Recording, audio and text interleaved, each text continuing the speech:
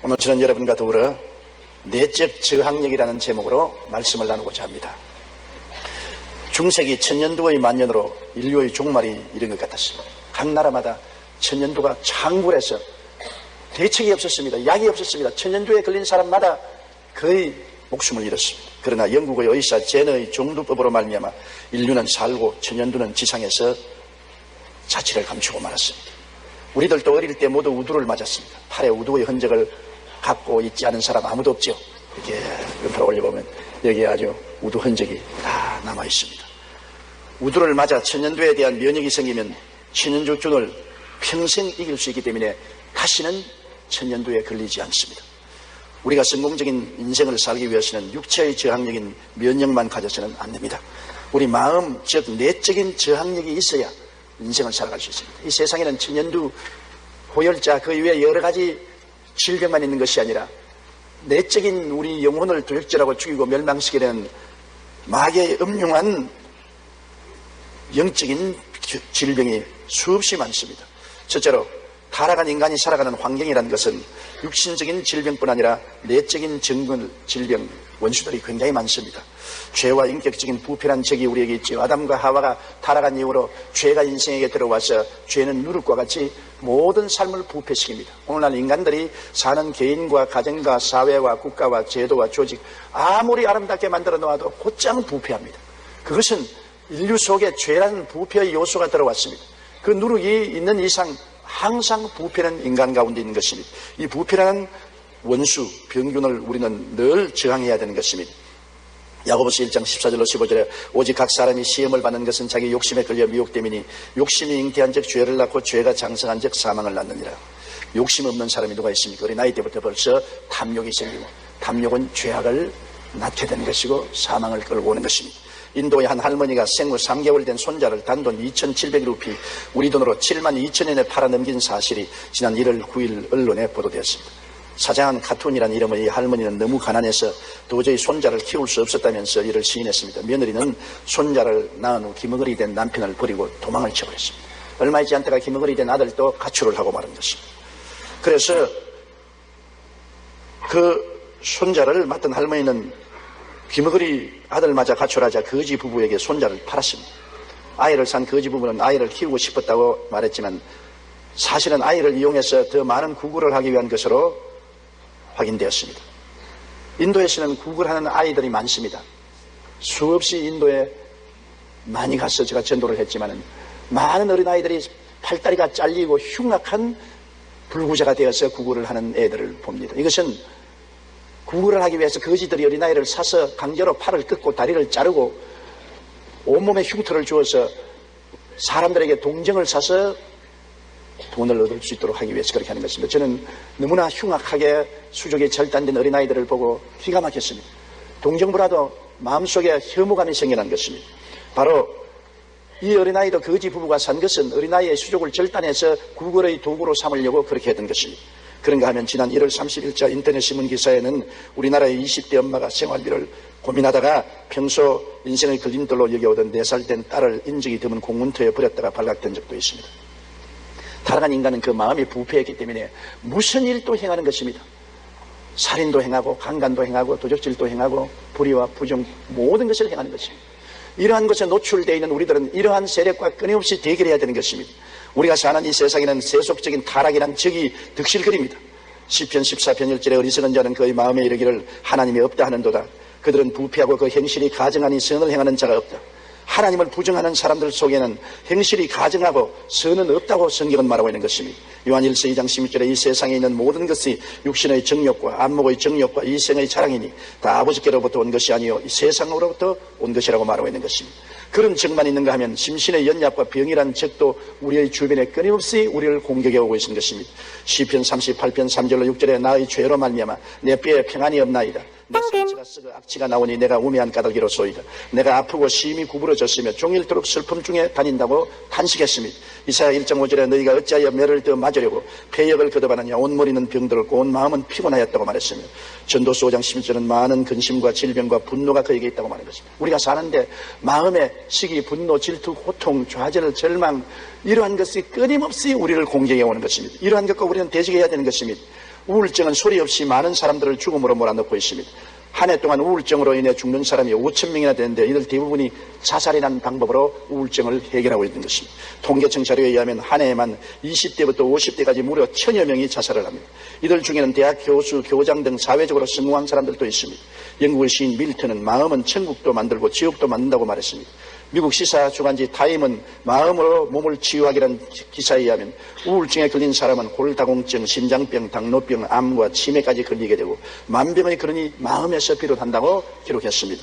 미국 펜실베니아 대학의 정신과 전문의사 드와이트 에반스 교수 또한 우울증이 암, 에이즈, 심장병, 당뇨, 골다공증, 간질, 발작, 알츠하이머, 파킨슨병 같은 질병과 직접적인 연관이 있다는 연구 결과를 발표했습니다. 현대 타락한 인간이 살아가는 환경은 이처럼 심신의 연약과 그로 인한 병이 도처에 깔려 있어서 우리를 두적질하고 죽이고 멸망시키려고 하는 것입니다. 무엇으로 우리가 이를 대적할 수 있겠습니까? 거기에다가 설상가상으로 환경적인 저주와 가난과 생활고난적이 우리에게 복병처럼 언제나 숨어서 공격하고 있습니다. 장세기 3장 12절에 땅은 너로 말미암아 저주를 받아 너는 내 평생에 수고하여 그 소산을 먹을 것이라. 어느 곳이나 저주가 있고 어느 곳이나 수고와 고생이 따르는 것이 우리 인생 삶이 아닙니까? 잠언 7장 20절에 너희의 두려움이 광풍같이 임하겠고 너희 재앙이 폭풍같이 이르겠고 너희에게 근심과 슬픔이 임한다고 말씀을 하고 있는 것입니다. 현재 지구는 엄청난 빠른 속도로 사막화되어 가고 있습니다. 사막화는 이미 100여 개 나라에서 10억여 명의 생계를 위협하고 있습니다. 이들 중 직접적으로 피해를 입은 2억 5천만 명은 지구에서 가장 가난한 사람들입니다. 유엔 올해를 사막과 사막화의 해로 정하고 사막화의 위험을 경고하고 나섰습니다. 지구의 3분의 1 이상을 차지하는 건조지대가 지금 빠른 속도로 황폐해질 경우 인류의 생존 자체가 위협을 받기 때문입니다. 코피 아난 유엔 사무총장도 지난해 유엔 총회에서 사막화는 인류가 직면한 가장 위급한 환경의 재난이라고 말하고 선언했습니다. 사막화는 토지의 생산 능력을 빠르게 무너뜨려 많은 양의 경작지를 불모지로 만들어 식량난의 원인이 되기도 하며 환경 난민을 낳기도 합니다. 이미 아프리카에서는 1억 3,500만 명이 사막화로 말미암아 삶의 터전을 잃었습니다. 아프리카 이외에도 아라비아 반도, 멕시코, 칠레, 중국, 인도 등 미국, 오스트레일리아, 스페인 등 여러 나라가 사막화로 고통받고 있습니다. 우리나라도 예외가 되지 않지. 중국이 급속도로 사막화되므로 봄철이 되면 중국에서 불어온 바람을 통해서 황사 현상이 우리 한국 전국을 덮어서 호흡기 곤란을 일으키고 여러 가지 질병을 유발합니다. 옛날에는 3일 정도면 황사 현상이 끝났는데 지난해는 13일로 늘어나 많은 사람이 고통을 당했습니다. 이상기후와 지진, 태풍 이외에도 지속적으로 진행되는 사막화로 지구는 점점 살기 어려운 땅이 되어가고 있습니다. 타락한 인간이 살아가는 환경 자체가 저주를 받아 어느 곳에나 저주가 횡행하고 가난과 고통이 따르고 있는 것입니다. 그게 좌절과 절망이라는 적이 있습니다. 우리의 마음을 좌절시키고 소망을 잃어버리게 합니다. 시편 94편 11절에 야훼께서는 사람의 생각이 허무함을 하신다고 하십니다. 인간의 마음이 허무를 깨달을 때 좌절하지 않습니까? 전도서 1장 2절로 3절에는 헛되고 헛되며 헛되고 헛되니 모든 것이 헛되도다. 해 아래서 수고하는 모든 수고가 사람에게 무엇이 유익한가? 이것이 사람들의 마음이 얼마나 좌절되고 절망할 수 있다는 것을 우리에게 보여주고 있는 것입니다. 에베소 2장 12절에 세상에서 소망이 없고 하나님도 없는 자라. 하나님 없는데 무슨 소망이 있으며 용기와 힘을 얻을 수가 있습니까? 좌절이 인간 생애 속에서 굉장한 적이 된다는 것을 알아야 됩니다. 남아프리카에서 일어났던 보아 전쟁 중에 한 사람이 아주 특이한 죄명으로 유죄 판결을 받고 감옥에 들어갔습니다. 죄명은 납당시키는 자였습니다. 그는 군인들 사이를 돌아다니며 적이 얼마나 강한지, 그래서 얼마나 방어하기가 어려운지 그 이유를 설명했습니다. 심지어 이 도시는 필경 점령될 것이라는 말을 떼버리고 다니기도 했습니다. 그는 총을 사용하지 않았지만 군사들의 마음에 절망과 좌절을 심어놓았습니다. 싸움이 시작하기도 전에 이미 패배하게 만들어버린 것입니다. 우리가 사는 이 세상에도 마찬가지입니다. 마귀는 끊임없이 사람들의 마음에 좌절과 절망을 가져와서 생존 경쟁에 나아가서 싸워보기도 전에 이미 절망하게 만듭니다. 요새 수많은 젊은이들이 니트족이라고 해서 아예 직장을 구하지도 아니하고 직장 구하려고 생각지도 아니하고 나이가 30이 넘어서도 부모의 슬하에 붙어서 살려는 좌절한 젊은이들이 얼마나 많습니까? 이것이 오늘날 한국의 뉴스화되고 사회적 문제가 되어 있는 것입니다. 마음의 좌절, 이것은 여러분 중대한 마음의 질병인 것입니다. 마음이 낙심하고 절망에 빠지는 사람들은 인생을 이겨나갈 수가 없는 것입니다. 우리 사회 환경의 죽음에 대한 공포도 끊임없는 적으로서 우리를 억압합니다.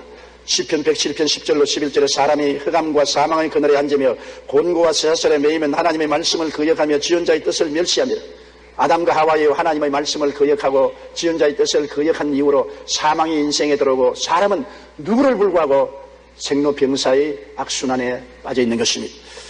욥기 14장 10절에 잠정이라도 죽으면 소멸되나니 인생이 숨을 거두면 그가 어디 있느냐고 말했습니다. 히브리 2장 15절에 죽기를 무서워함으로 한평생 매어 종로로 하는 모든 자라고 말하는 것입니다. 예로부터 사람들은 불로 장생에 집착했습니다. 중국의 진시황은 불로 장생약을 구하기 위해 수많은 사람들을 세계 각지로 보내었고, 도교에서는 초목과 광물을 재료로 단약을 만들어 먹기도 했습니다. 과학이 발달할수록 이런 꿈은 더욱 커져서 심지어 오늘날은 오래오래 살기 위해서 냉동인간이 된 것을 자처하고 스스로 냉동되어서 의학이 발달되면 더 오래 산 후보자가 되려고 꿈꾸고 있는 사람들도 있습니다. 특별히 우리나라 사람들은 몸에 좋다는 음식은 굉장히 열심히 먹는데 보신탕, 삼계탕, 뱀탕, 녹용, 웅담, 고운 발바닥, 노루피, 장어 등 종류가 수없이 많습니다. 이 중에도 특히 녹용, 웅담, 고운 발바닥 등은 세계 총 생산량의 80%에서 90%를 한국 사람들이 다 먹어치우는 것입니다.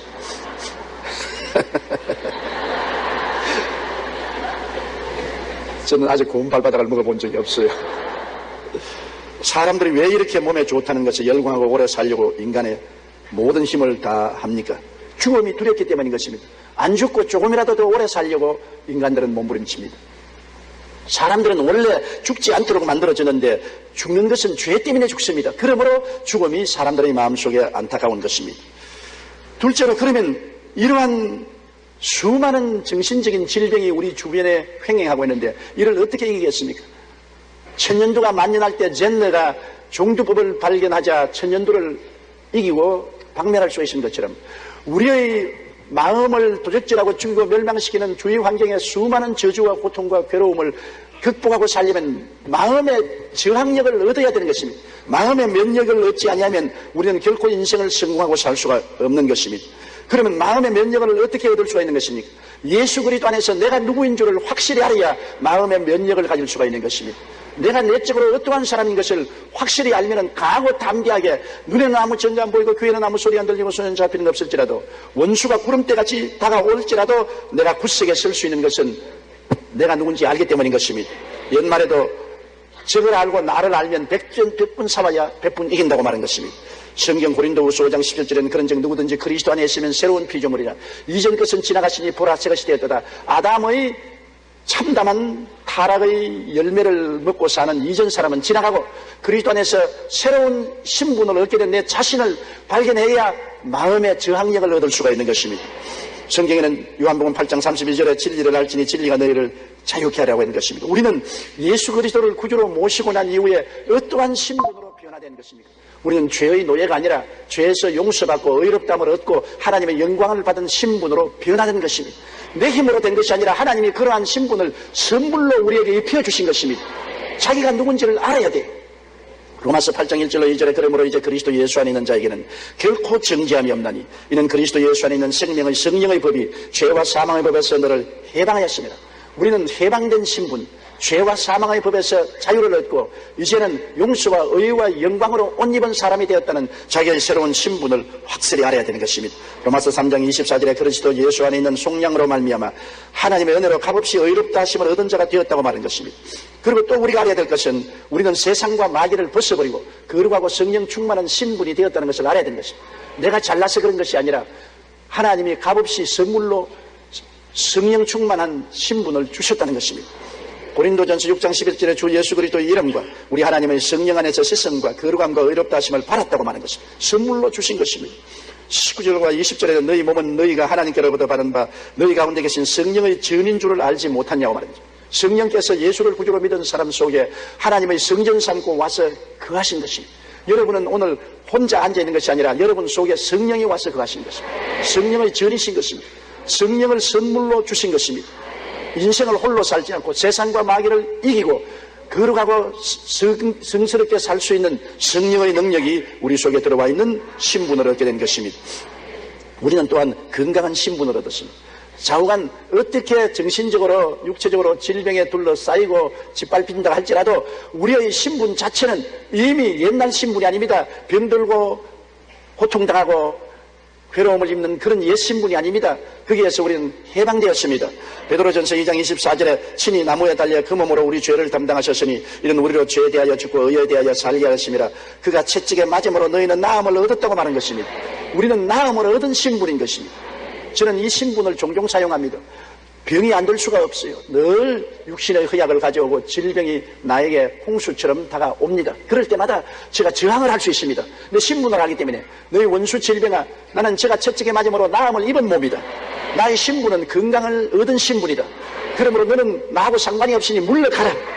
강하게 저항할 수 있는 것입니다. 옛날에 그 진리를 모를 때는 저항할 수 있는 근원이 없기 때문에 병이 오면 그대로 무릎을 꿇고 항복을 합니다. 이제는 끝까지 저항을 하고 대적합니다. 이 말씀이 내 피난처여 요새여 의뢰하는 하나님이 되시기 때문에 이 말씀에 의지해서 저항하고 이기게 되는 것입니다. 마태복음 8장 17절에 있는 선지자 이사야를 통하여 하신 말씀에 우리의 연약한 것을 친히 담당하시고 병을 짊어지셨도다 함을 이루리 하심이라고 말한 것입니다. 또한 어떠한 어려운 환경에 갖다 놓아도 저주를 저항할 수 있는 내적인 힘이 생깁니다. 면역이 있습니다. 아무리 가난과 저주가 폭풍우처럼 휘몰아 와도 그를 저항하고 극복하고 축복을 얻을 수 있는 신분을 가지고 있습니다. 갈라디아 3장 13절로 14절에 그리스도께서 우리를 위하여 저주를 받은 바 되사 율법의 저주에서 우리를 속량하였으니 기록된 바 나무에 달린 자마다 저주 아래 있는 자라 하였습니다. 이는 그리스도 예수 안에서 아브라함의 복이 이방인에게 미치게 하리 함이라고 말하는 것입니다. 우리는 아브라함의 복을 상속으로 받은 사람들인 것입니다. 나는 예수 믿자 말자 복 받은 사람이 된 것입니다. 복 받은 사람으로 중생했습니다. 우리는 아브라함의 후손으로서 믿음으로 복을 받은 사람들인 것입니다. 저주가 올 때 우리는 그를 용납할 수 없습니다. 저항해야 되는 것입니다.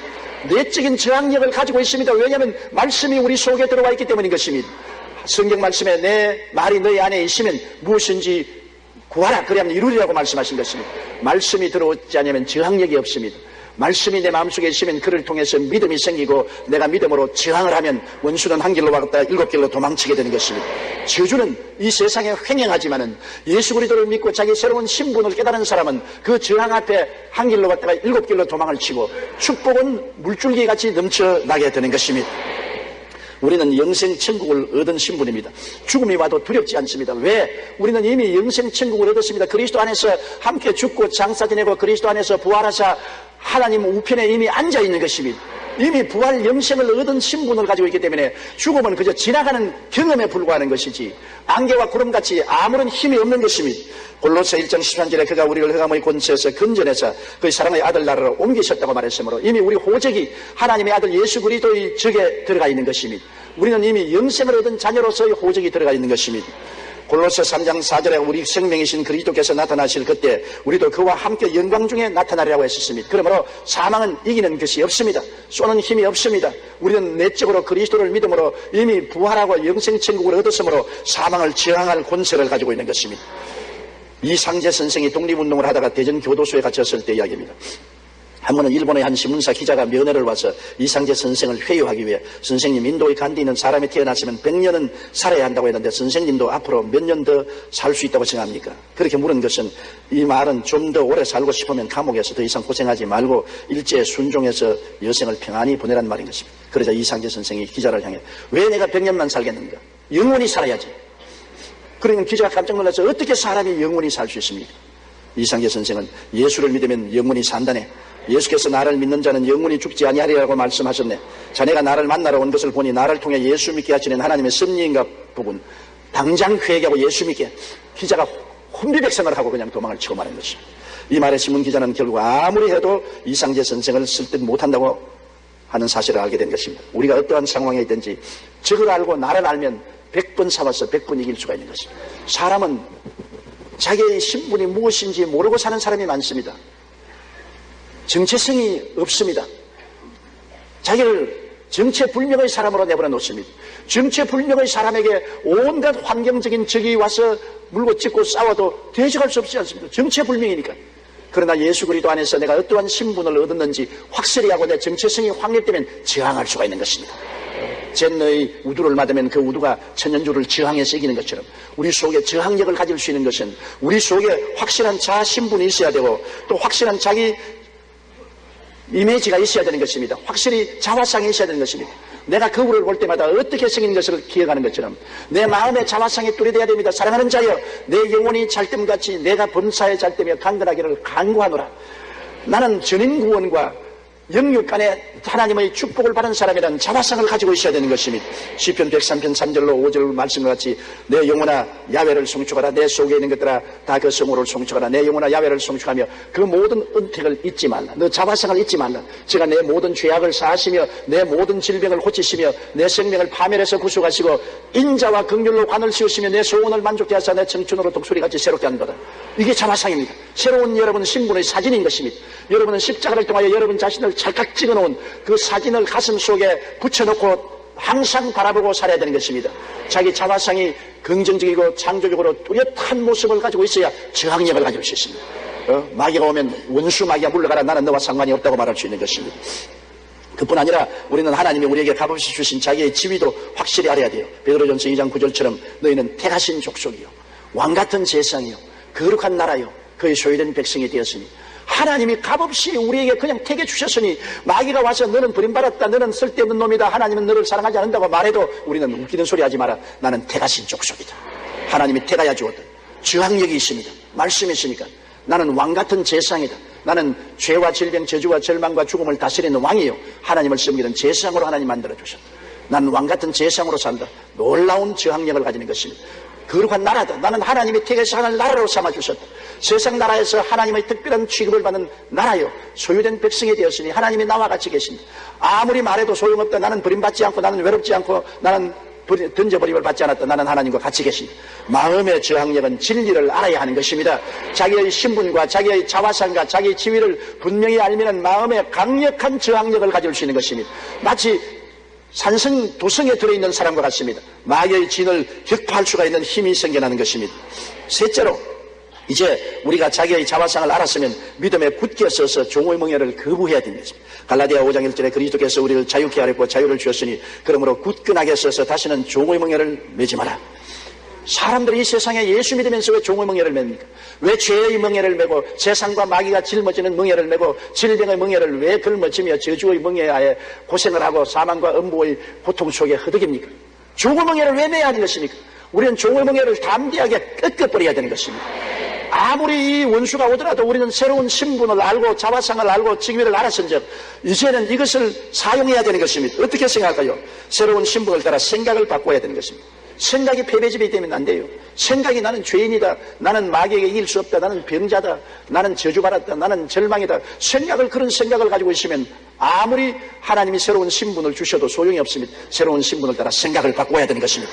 육신의 생각은 사망이요 영의 생각은 생명과 평안이라고 로마서 8장 6절에 말을 하고 있는 것입니다. 요한복음 16장 33절에 세상에서 너희가 환난을 당하나 담대하라 내가 세상을 이겼노라. 히브리서 13장 5절로 6절에 그가 친히 말씀하시기를 내가 결코 너희를 버리지 아니하고 너희를 떠나지 아니하리라 하시느니라. 그러므로 우리가 담대히 말하되 주는 나를 돕는 자이시니 내가 무서워 아니하겠노라. 사람이 내게 어찌하리요.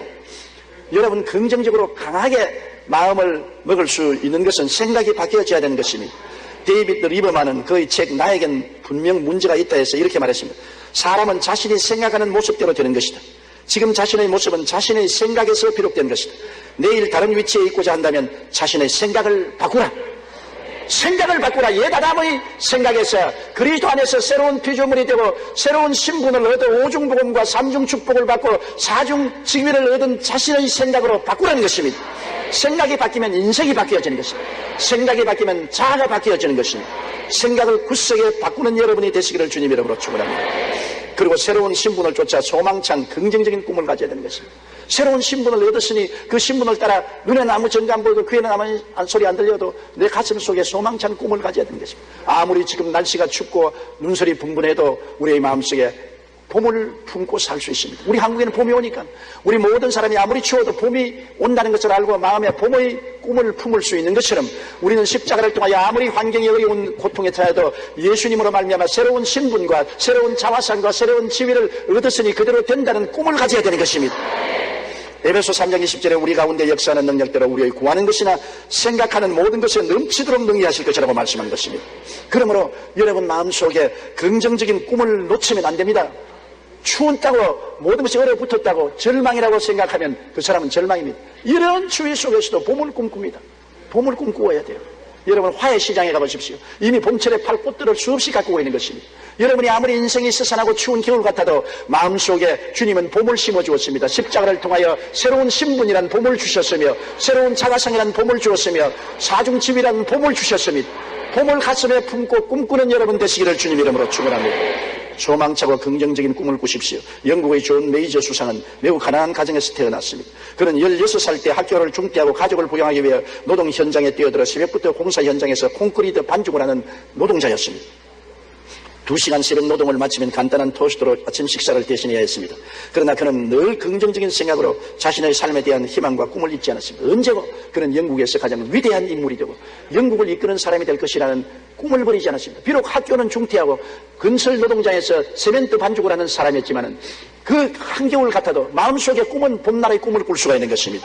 훗날 그가 수상이 되자 기자들은 고난의 세월을 어떻게 극복했느냐고 물었습니다. 이 말에 메이저 수상은 이렇게 대답했습니다. 나는 그 어떤 상황에서도 비관적인 생각을 갖지 않았습니다. 항상 희망을 갖고 일하면 부정적인 생각이 사라집니다. 하늘은 표정이 밝고 긍정적인 사고를 가진 사람에게 복을 내려줍니다. 그렇게 대답했습니다. 하나님의 자녀가 된 우리는 언제나 믿음에 굳게 서서 종의 멍에를 거부하고 소망찬 긍정적인 꿈을 가슴에 품어야 되는 것입니다. 그리고 새로운 신분대로 하나님께 도움을 구해야 됩니다. 하나님, 나는 새로운 신분을 얻었으므로 하나님이 성령의 능력으로 의롭게 살게 하시고 거룩하게 살게 하시고 건강하게 살게 하시고 축복받아 살게 하시고 천국 영생복락을 누리며 살게 해달라고 기도해야 되는 것입니다. 우리가 하나님께 구하면 하나님 뜻대로 구하면 응답해 주시는데 새로운 신분, 새로운 자화상은 하나님이 주신 것이므로 하나님, 나는 영혼이 잘됨같이 범사에 잘됨에 강건하고 생명을 얻되 넘치게 얻고 살게 하여 주시옵소서. 우리는 하나님의 도우심을 믿음으로 구할 수가 있습니다. 그렇게 해야 되는 것입니다. 이사야 41장 10절에 두려워 말라, 내가 너와 함께합니다. 놀라지 말라, 나는 내 하나님이 됩니다. 내가 너를 굳세게 하리라. 참으로 너를 도와주리라. 참으로 나의 이로운 오른손으로 너를 붙들리라고 말하고 있는 것입니다. 마가복음 11장 24절에 무엇이든지 기도하고 구하는 것은 받은 줄로 믿어라. 그리하면 그대로 되리라고 말씀하신 것입니다. 새로운 신분을 얻은 나는 절대로 이제는 비관적인 말을 하지 말아야 됩니다. 새로운 신분을 얻은 사람이 왜 비관적인 말을 합니까? 양반은 양반 말을 하고 부자는 부자 말을 하고 성공한 사람은 성공적인 말을 하지. 양반이 쌍돈 말을 하고 부자가 거지 말을 하고 성공한 사람이 실패한 말을 하는 거 보았습니까? 우리 신분에 따른 말을 해야 돼요. 여러분은 그리스도 안에서 새로운 피조물이 된 신분을 가지고 있는 것입니다. 새로운 신분, 새로운 자화상, 새로운 지위를 가졌으니 그에 합당한 말을 해야 돼요. 마가복음 11장 22절 23절에 예수께서 그들에게 대답하여 이르시되 하나님을 믿어라. 내가 진실로 너에게 이르노니 누구든지 산들에 들리어 바다에 던지라 하며 그 말하는 것이 이룰 줄 믿고 마음에 의심하지 않으면 그대로 되리라. 말이 운명을 변화시키는 힘을 가지고 있는 것입니다. 여러분의 현재 사용하는 말이 여러분의 현재와 미래를 좌우하는 것입니다. 잠언서 6장 2절에 내 입의 말로 내가 얽혔으며 내 입의 말로 인하여 잡히게 되었다고 말하고 있는 것입니다. 미국의 사상가 에머슨은 천사의 말을 하면 천사가 찾아오고 악마의 말을 하면 악마가 찾아온다고 말하는 것입니다. 천사의 말을 하면 천사가 찾아와요. 악마의 말을 하면 마귀가 찾아와요. 성공을 말하면 성공이 찾아와요. 실패를 말하면 실패가 찾아와요. 질병을 말하면 질병이 찾아와요. 절망을 말하면 절망이 찾아와요. 사람들마다 자기가 말하는 데 따라서 말의 친구들이 찾아오는 것입니다. 무리의 법칙이 있습니다. 새는 새대로, 까마귀는 까마귀대로, 까치는 까치대로 모입니다. 내 입의 말대로 무리의 법칙이 되었어요. 그러한 것이 모여오기 때문에 여러분은 새로운 신분과 자화상과 직위를 가진 사람의 말을 하게 되시기를 주의 이름으로 축원합니다. 다시는 종의 말을 하지 말아야 되는 것입니다. 자유인의 말을 해야 되는 것입니다. 육체적인 저항력을 가지면 여러 가지 질병을 이길 수가 있습니다. 그렇기 때문에 우리는 올해도 감기 주사를 맞았지 않습니까? 안 맞은 사람도 많이 있지만 저는 감기 주사를 맞았어요. 여러분 맞았어요? 안 맞은 사람도 많죠. 맞으면 저항력을 가지기 때문에 감기가 오면 저항해서 이길 수 있는 힘이 내 몸속에 있다 그 말인 것입니다. 우두를 맞으면 마마를 저항할 힘이 있고 호열자 주사를 맞으면 호열자를 막을 수 있는 힘이 있고 마라리아 주사를 맞으면 마라리아 저항할 수 있는 힘이 몸에 있는 것처럼 우리가 내적인 저항력을 가지면 삶의 수많은 역경을 이기고 행복된 삶을 살 수 있는 것입니다. 이 세상에 사는 동안 죄악이 파도처럼 쳐오고 세상과 마귀와 유혹이 들끓고 질병이 와글와글하고 저주와 고통, 시기, 분노, 질투, 절망이 넘실거리고 죽음이 다가오고 이 엉망진창의 혼돈의 세계 속에 내가 살아가는데 이를 극복하고 이기려면 내적인 저항력이 있어야 되는 것입니다. 내적인 저항력. 내적인 저항력은 예수 그리스도의 십자가를 통해서 생겨나는 것입니다. 누구든지 그리스도 안에 있으면 새로운 피조물이라. 이전 것은 지나갔으니 보라 새 것이 되었도다.